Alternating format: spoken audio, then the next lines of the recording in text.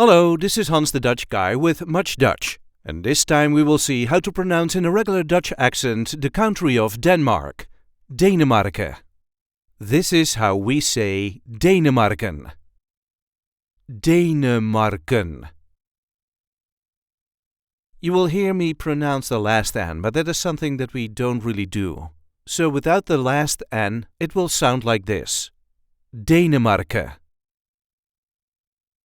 There is a light emphasis on the first part. Denemarken. De-ne-mar-ken. So the full pronunciation, Denemarken.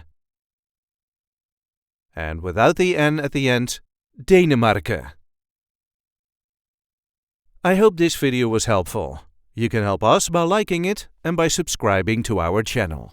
And we have plenty of other content here, so be sure to check that out too. Tot ziens!